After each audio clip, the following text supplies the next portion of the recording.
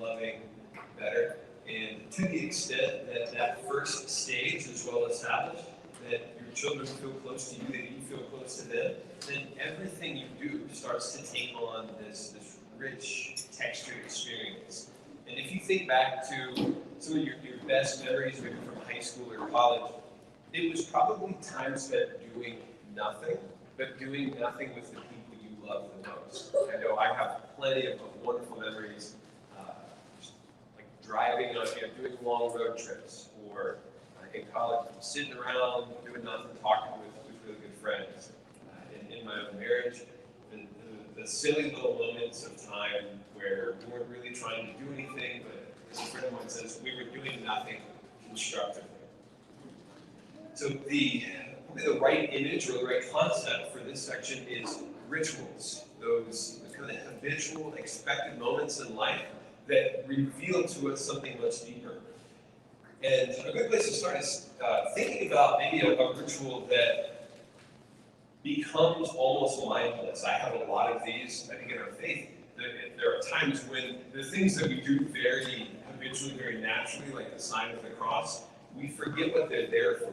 But then something might snap us out of that. So something that was like that for me for probably a longer time than most in my marriage. We didn't have any children. And so as we waited patiently and prayed for the Lord to give us children, it became this regular thing. Lord, if it's your will, we ask for children. If not, then we generously offer to serve you in whatever capacity you might want us to. And then when children finally came, the habit of saying that prayer, it almost kind of become not necessarily hollow, but it was effortless in a perhaps a good way. But it was nice to be snapped out of that and realize. So we're focusing on not just those habits or rituals that are so automatic that they lose their meaning to you, but these are the type of things that if we use them in our family time, if we build them into our life, they begin to highlight the most important things, and they point us as a family where we want to go. There's a funny saying, wherever you find yourself, there you are. And it's a little bit like that with family culture or your personal trajectory, your family trajectory. Whether you are intentional or not about where you are going, you will get somewhere. If you're not intentional, you don't get to choose where you're going to go. If you are intentional, you at least have some say in directing that, and hopefully you get closer to your mark than if you hadn't done that at all. And it's no different in family life. So if we're intentional about what we do, how we plan family life, then we're going to get where we want to go, rather than if we just let it happen. And rituals, you could say, are the way that we do that. Now, to connect it back to the first part, if you think of relationships as the spark, then rituals are the fuel for the fire. That's the kindling. So if there's supposed to be this family warmth, relationships are what get it going, but rituals are what keep it going. Those are the things that we build into our lives that people begin to expect they're significant, and they tell us that something is meaningful. They tell you and your children what we're doing right now is important. Now, they might not always understand why it's important, but over time, they'll begin to see, or explicitly, they'll begin to see. So there are 4 categories of relationships four categories of rituals that pretty much everything a family could ever do would fall into.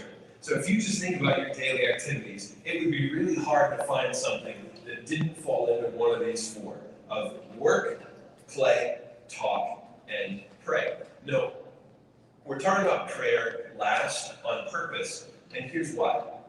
If someone asked you, what does it mean to be a Catholic family? How do we live like God wants us to live?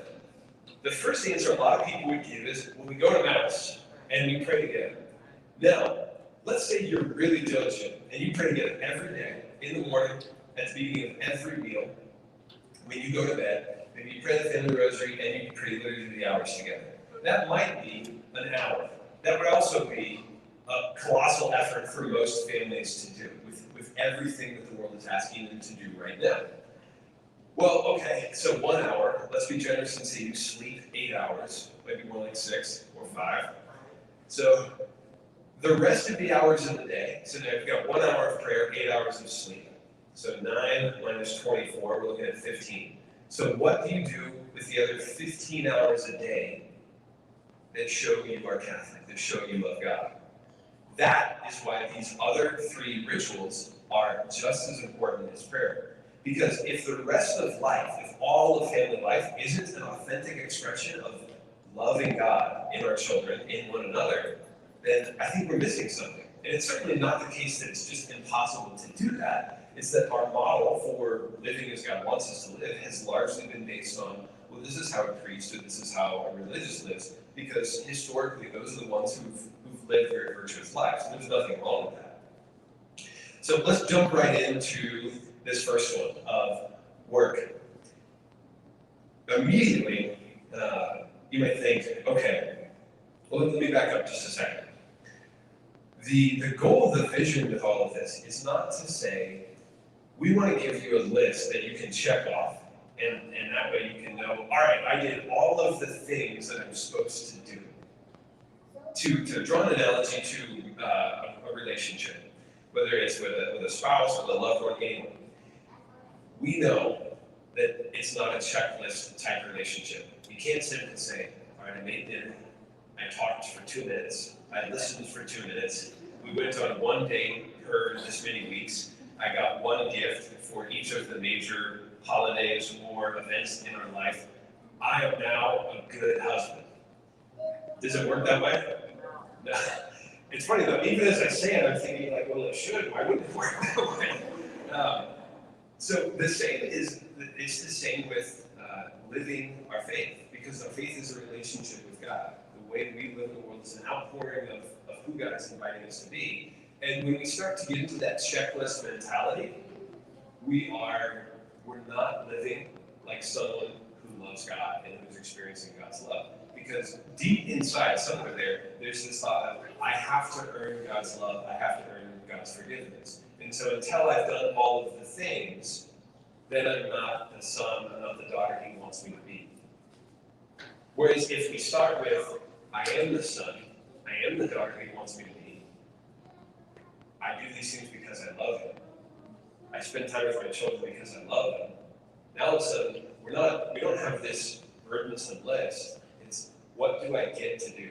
That's the ice cream thought, like, I don't have to eat ice cream. I get to eat ice cream. I don't have to clean the house with my family. I get to clean the house with my family.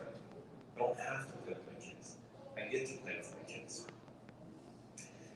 So work we're starting with that because it's one of those unavoidable aspects of family life. You can choose not to clean your house, but that would make some of those relationships very difficult, and some people would just start to get so uncomfortable that, and I don't think I need to defend, yes, there are times when we have to work, but the difference between toil and work, if I may, is work has a purpose, work has a meaning. Toil is labor without a goal, without a purpose. And so, if that purpose is intended to unite the family, to build us up, to draw us closer together, then it rises to the level of something we could call Christian work. It has a new dignity. Whereas if instead it's, okay, we've got 30 minutes, mom and dad are coming over, we've got to clean the house, or in-laws are coming over, and I'll be embarrassed if they show up and they see the house this way, so you go clean the bathroom, and you go clean the kitchen, and you vacuum the carpet, and I'll do this. And no, there are times when we will have to rush and say, okay, like we just got to get this done because somebody's coming over and we're cooking and it's Thanksgiving, but Thanksgiving comes once a year, Christmas comes once a year. What about the rest of those times? We know we have to do laundry. We know we have to do some things. You could divide and conquer, or you could say, let's do this together and let this be an opportunity to spend time with each other. There's a great saying that I heard from Mother Teresa. You don't wash the plate so that it's clean. You wash the plate because you love the person who's going to eat off of it. It's kind of a fun, similar story. I got to hear a talk from a Swiss guard. His name is Mario Enzler, and he served under John Paul II. So Mother Teresa came to Rome while he was there, and it just so happened that as a Swiss guardsman, if you stayed out past curfew, you got punished. And the punishment was you went and you served in the kitchen with the Missionaries of Charity.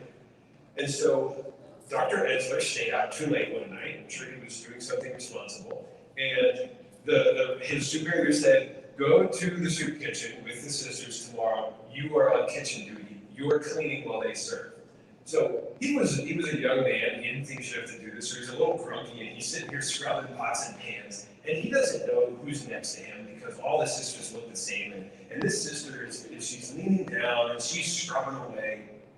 This would have been in the early 90s. And he's kind of cussing to himself, and he starts to saying things you shouldn't say. Now imagine and I think you already know who's next to him right now. So he's saying some things, saying some bad words. And all of a sudden he hears this grizzled old voice. It sounded like someone who had not taken care of their voice. Stop being a sissy. And he looks over, and it's Mother Teresa, who just told him to stop being a sissy. And what do you say to that? You probably you snap back and start scrubbing pots and pans, and you stop complaining. So then he saw her, I think later that day, later that week, and he said, hey, why did you tell me I was being a sissy? And she said to him, why were you being a sissy? And he had the opportunity to work in love, to serve. And he was choosing instead to kind of be grumpy and view it as toil, as labor, but not something with a meaning. Because he was really cleaning plates that were going to have food on them for people who had nothing. So it would have been a perfect act of love. So work with meaning, when we do it together, takes on this character of, it tells the family, I am taking care of you. I love you, and this is meaningful to me. That's why I'm dedicating time to doing this with you. The other thing it says is, we're a team. I've got your back, and you've got mine. And it starts to build that level of trust, really building off of those relationships, so that over and above what we're doing in terms of affection and warmth, it starts to teach children and show them, this is what God does for us. He provides, He works with us, He invites us to create with Him. And in turn, I'm doing that with you. I'm trying my best to do to you what God the Father does for me. Now, it would be very easy to think, I don't have time to do this, we don't have time for anything else. I think if I look around the room, 100% of us have more than we can do 100% of the time. Is that a fair assessment? So this is not to say add something to your schedule. Instead, we adapt. So if we know we have to do the laundry, let's instead have a good opportunity to do laundry together. Now, okay, so-and-so wants to watch their show. Can we fold laundry while we do the show? Or so-and-so needs to do their vocab. So-and-so needs to do this. Or we just want to have some fun time together. Well, that's an opportunity to talk. It's just an opportunity to kind of be silly together. So the conversation can take on a very kind of congenial tone. I heard one family who, after they fold all of the laundry, they ball up the socks, and then they have a short sock fight where they throw the socks at each other. To me, I immediately think, like, one, you're stretching out the elastic on my sock cuffs. I don't like that. And then the other, like, I just cleaned the house. Now you're making me clean it again. But many hands make light work. So this is one of those areas I think you see, if you already have that trusting, loving relationship, the work that you do together takes on a much different feel and a much different meaning. So what's the next one? This is the fun one. This is what everyone wants to think about. Playing together is, as I said earlier, do nothing constructively. It's what a friend of mine tells her kids. I like to say, fun is useless on purpose. The things in life that have no use and no purpose are the most valuable. So art and music, in one sense, are useless. They don't feed you, they don't clothe you, they don't give you shelter. So why do we love them so much? Because we recognize that joy and happiness and fun are good, and we should engage in those things. So when we engage in this type of behavior with our children, with our family, what we're saying is, there's nothing more important to me in the world right now than being with you. I don't know how we got here. I don't know if this is a universal thing or if this is just part of kind of the American experience of Christianity. Sometimes people think sin is more fun than not sin. So there's all those expressions like, I mean, just like devil's food cake, as if like the enjoyment of this thing is somehow associated with sin or associated with being bad. And there probably is this, a little bit of a historical mindset of, well, things that are really enjoyable lead me to do bad things, or the preference for these things lead me to do bad things. So I should probably stay away. The opposite of devil's food cake, if you really think about it, like angel food cake shouldn't be wonderful, it should be like a rice cake. Like that, with that mentality, that would be, to me, that would be the opposite. But when we intentionally play, when that becomes the norm for our family, when fun is the norm of what we do together, then we start to send this message that we're not associating sin with fun. We're not associating fun with sin, the reverse. Instead, it's goodness is fun. Being who you were meant to be is fun. Being present to the other people are fun. I think we can, if you look at sin, it's almost always some form of selfishness. It's saying, I'm more important than the other people around me, or I'm more important than God. Whereas authentic family life is saying, I think your need, your good is more important than me right now.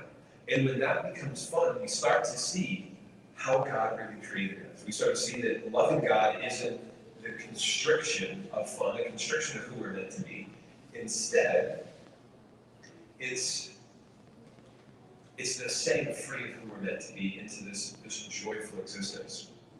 So a good way of thinking about this is kind of going back to that, almost like the account balance. If you correct children, or if you catch them doing good more often than you catch them doing bad, then it makes it that much easier to help them avoid doing the wrong thing. So fun is a little bit like or play is a little bit like a bank account, or family life, you could say. And play are the deposits into the bank account. And if we're making more and more of those deposits, then the balance in family life is positive. And this makes it easier for those times when we need to make a withdrawal, when we need to ask something or demand something of someone. They are going to recognize, you know what? I'm already overflowing. I already have like this much credit to my account, to my name, to the family relationship. So yes, it's not that hard. Or okay, maybe it is still that hard, but I know that mom and dad love me. I know that they're not doing this because they just want to squash my fun. I had the privilege of having wonderful parents. But one of the things my dad needed to learn was, and I think he would admit this, was the default answer to fun doesn't need to be no. And I didn't ask dad for anything unless mom wasn't home. Because I knew I had like a 75% chance of yes with mom, and about a 7% chance of yes with dad. And it led to this thought, and as a father, kind of conditioned me, like, she shouldn't be doing that. And my wife would say, why? Well, I don't know, but it just seems wrong. And she'd be like, okay, we can clean that thing up, or we can buy another one, or we can use it again. And I had to really relearn, well, I guess maybe fun is pretty important. And this little girl is having a blast and loving life so much. Do I really need to say no just because it offends some inner sensibility of mine? Now, the next one that we'll go to is talking. And this is not necessarily okay, you have to talk, or John, we need to talk. That's not the kind of talk we're talking about here. This is more the joyful passing of time. And I don't know if this is a uniquely American challenge, right? So I've heard, I remember listening to a priest talk about what it was like to travel abroad in Europe. He was doing some work in Europe, and he said he loved Spain. He loved everything about Spain except the schedule. Because they would eat dinner at 10 o'clock at night, and it was 3 hours long. And he said, I can't get into a routine, I can't do anything, because I can't get to bed until 1 a.m., and then I can't wake up until 9 a.m. because I'm exhausted, so I never get anything done. And what I realized was this was an American who couldn't engage in this long, drawn-out conversation of just enjoying other people's presence. And maybe it's our need to be busy, to be doing things that kind of cut short conversations. But you can even see this when you walk by someone, even if you know them. Hi, how are you doing? Good. But you don't like they don't mean their question, and you don't mean your answer, because talk is very different for us. When I was studying, I had the opportunity to study with a Filipino priest who was in the United States for the first time. And after I'd known him for a couple of weeks, he said, Dan, can you help me understand something? I said, sure. What is it? He said, why do Americans ask me how I'm doing if they really don't care? And I had to explain to him, well, I'm sorry, it's just a little bit of, it's like, hi, it's just acknowledging your presence, and it's a weird thing that, yes, we're asking how you're doing when we really don't want to know the answer. And so he and I developed this joke. As soon as we would see each other, we'd say, hello, how are you? And then we would turn our back on each other. But the developing talk rituals, developing dedicated time for sharing, tells your family, I care about your heart. I care about what's important to you. And so Sam, going back to your question about if you have children who no longer want to go to Mass, you could think, well, okay, today, I want your behavior to be good today. But perhaps kind of a protracted vision of that would be, not only do I want it to be good today, but more importantly, I want it to be good a month from now, 3 years from now. And that's where those conversations start to come in. So if you created a space where you could say, okay, tell me, why don't you want to go to Mass? What's your relationship with God like? Let me start to understand why you're where you are, because I want you to know I love you, and I think you know that I want what's best for you. There's some really good research out there about what helps young people decide they want to be Catholic for the rest of their life, and also why they decide not to. And the median age right now for when people leave the church, or when they stop believing in God, is somewhere around 12, which may be shocking to you. And about 7% of families, 7%, have a conversation about faith with their children on a regular basis. So if you think of the families who probably never have those conversations, the young members of those families decide in middle school or late elementary school, I don't believe in God. And then no one talks to them about it for 6 years. And mom and dad don't know that those children have stopped believing in God until they're 18 and in college. And so we might think, oh, college is what ruins everybody. No, it's not. It's the 18-year forging process before that turned them into someone who didn't see value in being Catholic. And a big part of that is creating opportunities to talk, creating opportunities to listen. So there's that great expression, we have 2 ears and 1 mouth, so we have to listen twice as much. And I know that as we get older, we have wisdom, we want to impart it, but people aren't always ready to listen. So we have to get good at listening, and that's how we establish trust. And so there's lots of different ways to do this, but I would say we have the informal and the formal times of talk. And informal could be, okay, you're driving somewhere, or you're just getting ready in the morning, you're getting dinner. And then formal might be something like, okay, we're going to have a regular family meeting. And I think both of those are important. And here's why. So with a formal family meeting, it says, and again, it reiterates, you matter. Your opinion matters. What you care about matters to me. And it might simply be, hey, once a week, we're going to sit down, we're going to do something we enjoy, we're going to share food we enjoy, and I want you to tell me what you want to eat this week. Or I'd love for you to tell me what you want to do this month, so that we can plan the life we want to have together. And then if we follow up on that and we do it, then we're telling our family members, you are important to me. You're so important to me that, one, I'm going to listen, and I'm not going to correct you and tell you why it's a bad idea, and then I'm going to do it. And that develops a kind of capital that some of them will then, that you can then use and cash in and say, okay, I've been listening to you for 6 months, I would love to share something with you. Now, the informal scenarios, those are kind of more for less serious topics, and that's when we don't necessarily want to say like, hey, I've got to talk to you, or I want to talk to you. But those are just creating spaces where people know. So going back to what is a ritual? It's a significant and expected event that highlights meaning and value and says this is important. So if we have those moments, and meal times are a great one, or some transitionary period before school or after school or before bed, to let someone know, I care so much about you that I'm setting aside everything else, just like play is done for its own sake, and say, I'm not trying to do anything else, I'm just trying to play with you. Talk is, I'm not trying to do anything else, I'm not trying to watch TV, I'm not trying to do crunches, I'm not trying to make coffee, I'm just here to listen to you. It says, tell me whatever it is that's on your heart. You know, what was the best thing that happened today? Or what was the worst thing that happened today? And I think we know just from the cadence of our own lives how easy it is to go without ever really having a meaningful conversation with the people you love. I mean, this is kind of one of those big stories of how couples grow apart. They make a business out of running their family and almost a transactional relationship out of their relationship, rather than investing and listening deeply to the other. So we're going to take a break and or I'm going to take a break and let you work on an activity. So for the first three that we've covered, if you open your book, it's probably about the third or fourth page.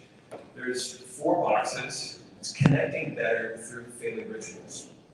So it's a great opportunity to reflect on, in each of these areas, what are the things you already do, and perhaps what are some of the things you would like to start doing. And I would invite you, welcome the feedback, the input from the members of your family who are here.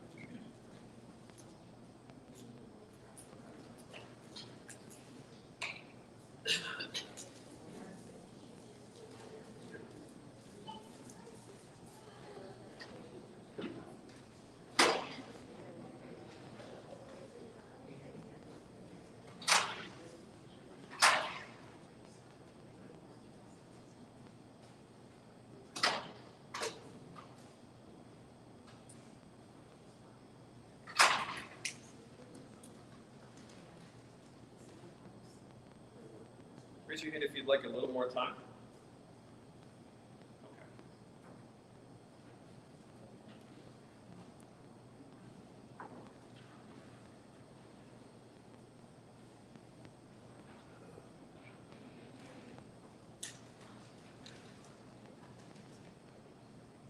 So the big one, of course, praying together.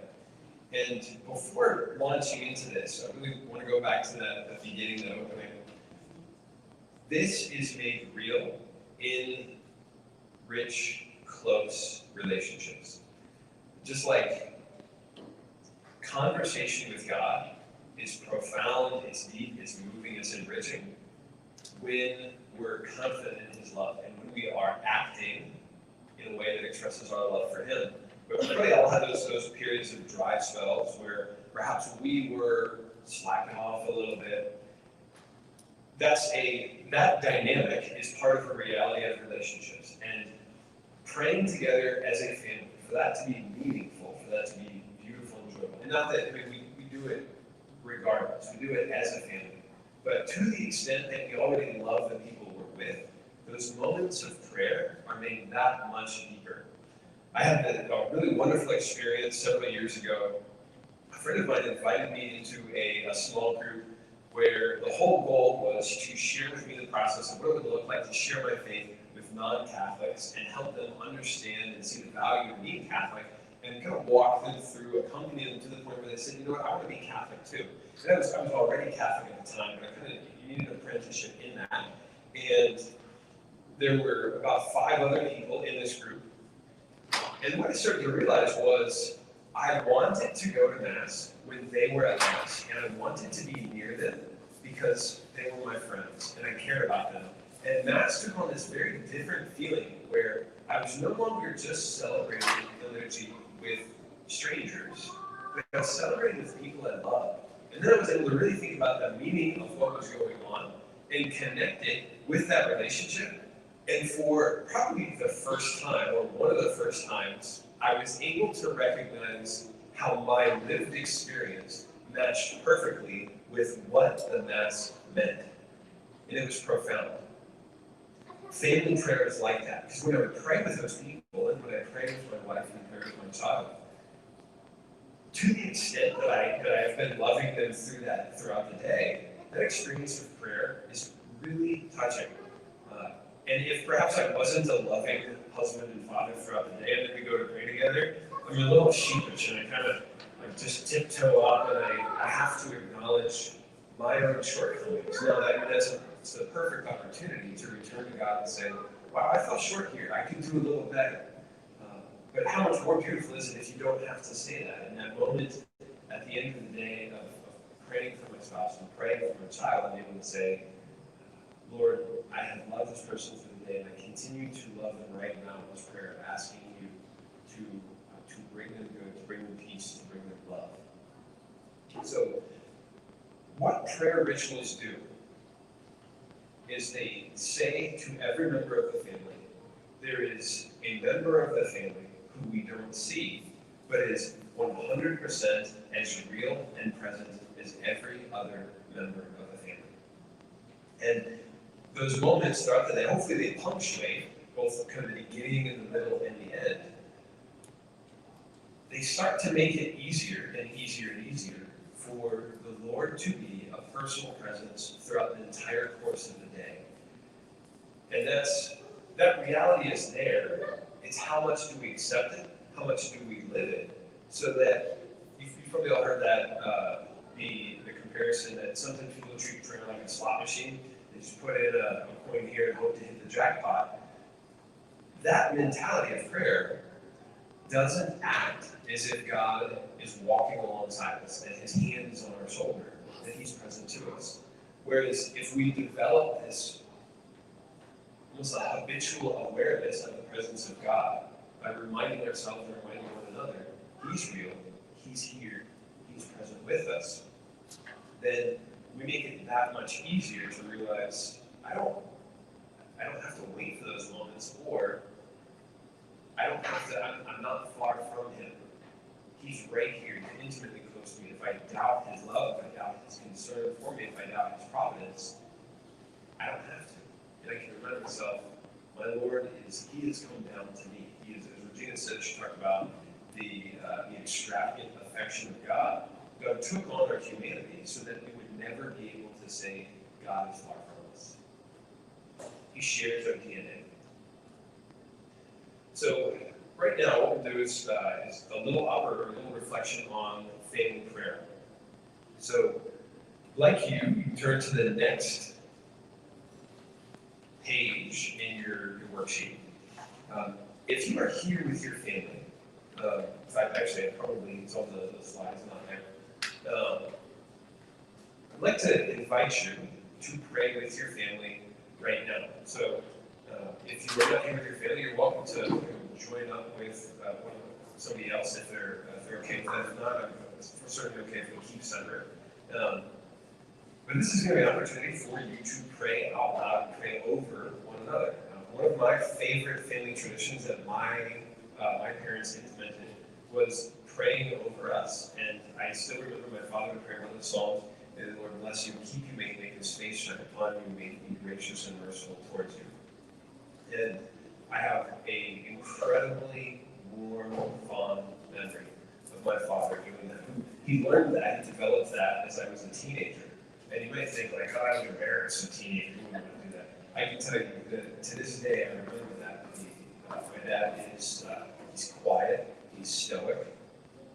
And for him to go outside of himself and be that vulnerable and be that affectionate was, as you can tell, very, very moving for me and very touching. And still to this day, once in a while, I'm sending a text message with those very words of prayer. As he's going to bed, he's got seven other children in addition to me, so he's probably spending a long time texting them because I think he's slow at texting because someone who is late to the technology game. So let's take a moment and just look over this format, and then I'll walk you through it, and then give you an opportunity to pray with one another.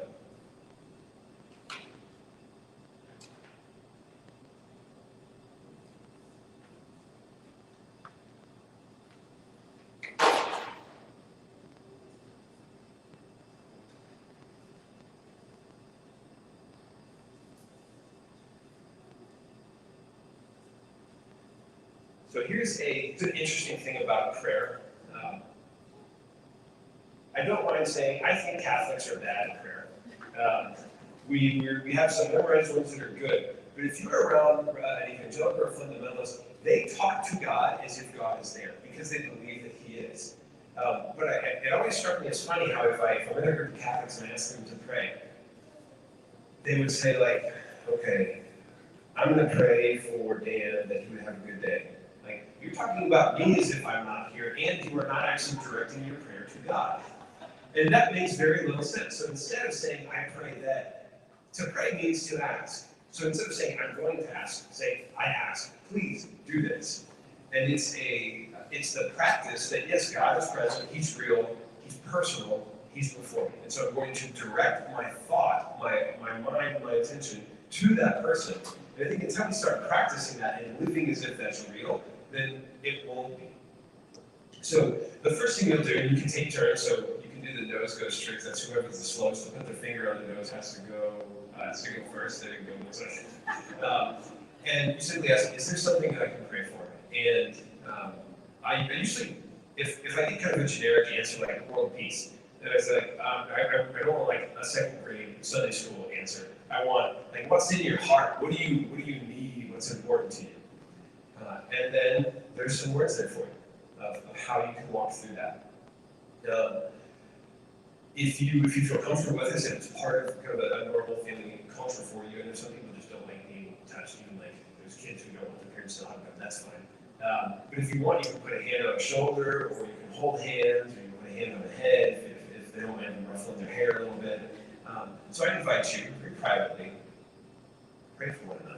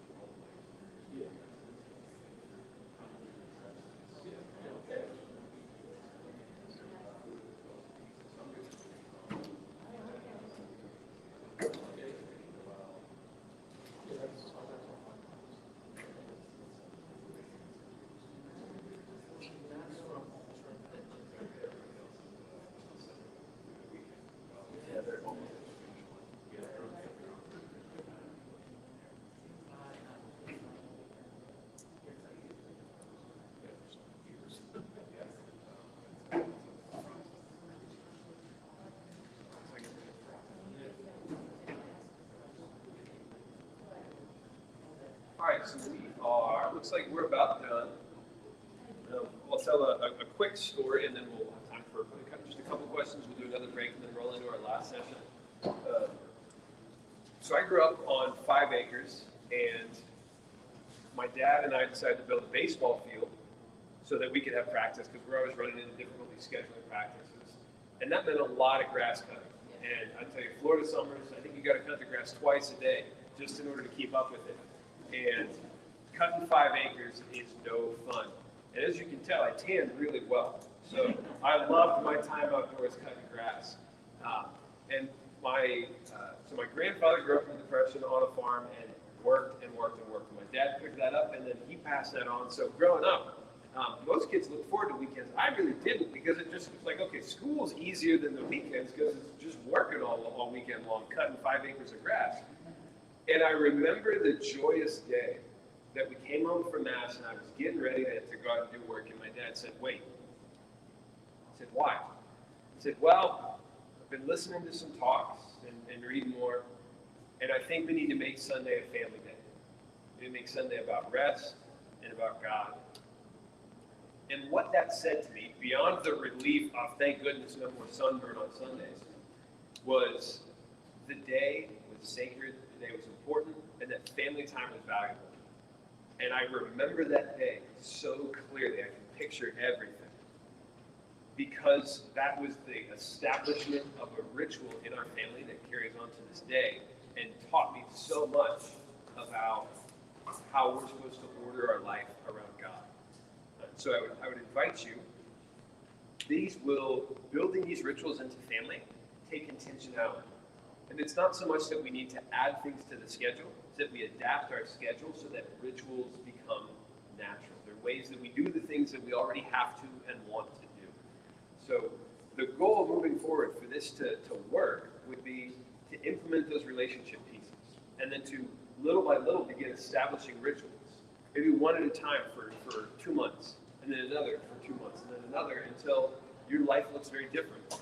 So if you just think, what's the minimum first step to doing, to living the way we want to live? Because remember, it's not a checklist, it's a way of life. Now I know there was one question here, so if anybody else has questions, I'm happy to answer them, but go ahead. The sign of the cross, all the years that